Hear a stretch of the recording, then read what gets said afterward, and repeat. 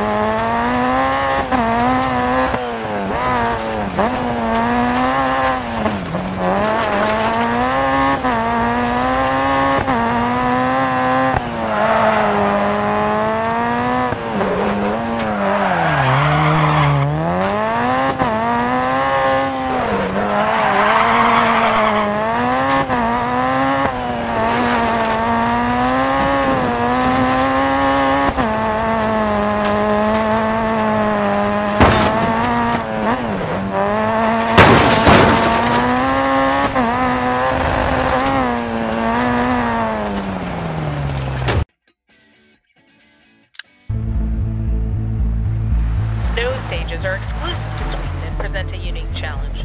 Your car is automatically fitted with studded snow tires, so it's going to feel like you're on gravel. You're going to encounter a mix of snow surfaces and a variety of grip levels, but the distribution of the grip tends to be more uniform across the width of the road than you'll find with gravel. A typical snow surface features a layer of snow over ice, gravel, or tarmac. Your tires are going to naturally sink into the snow, making a big roost behind the car. A buildup of snow against the side of the tire gives you some resistance to slides and the illusion of a grippier surface. That resistance will subtly slow your forward motion too. You'll also find patches of compacted snow, a much harder surface the tire doesn't sink into. It's going to feel like it has less grip, but it's actually faster. When you hit slushy snow, you'll see the color of the underlying road surface showing through the racing line. Grip's going to be inconsistent across the road as you transition between slush and snow, so your best bet is to stick to the worn tracks whenever you can. Built up along the side of the road are the famous Swedish snowbanks. You gotta watch out, because they'll grab the car if you hit them too hard, and that'll be the end of your rally. But you can use them too. If you drag the tail of your car through them, they'll help keep you straight on corner exits. Careful though, there's a fine line between brushing the bank and digging in, which makes this one of the most advanced snow driving techniques you can master.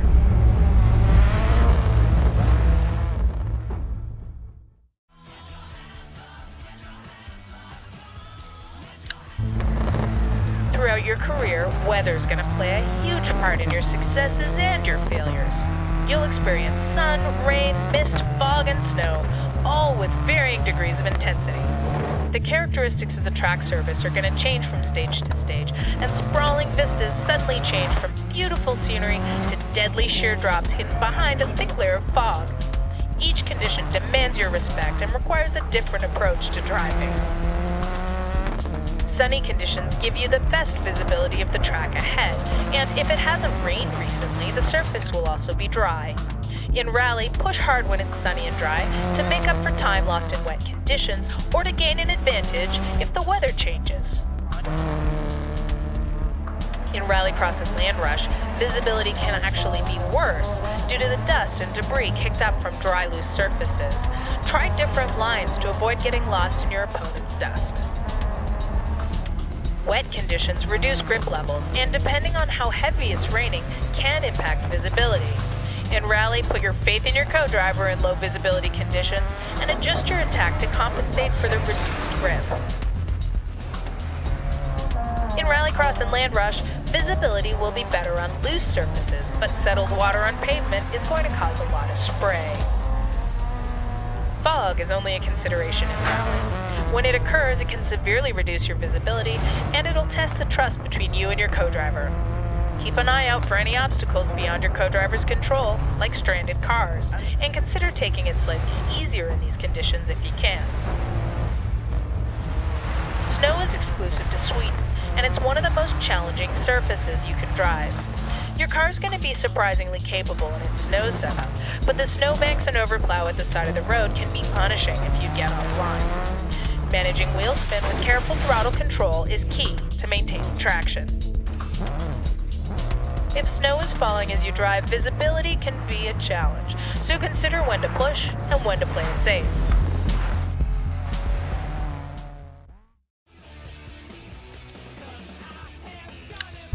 Driving a night stage can be one of the toughest challenges in rally.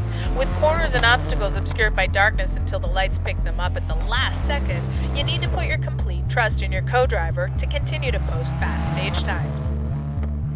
Supporting your main headlights, an additional light pod is attached to your car for night stages. This casts a far stronger beam, adding a lot of illumination to the road ahead. It's important you don't damage your lights during the stage, otherwise you'll find yourself in pitch black in the middle of nowhere. If there's no service area before a night stage, be careful where you put the front of the car. Any serious damage could also prevent the light pod from working when it's attached.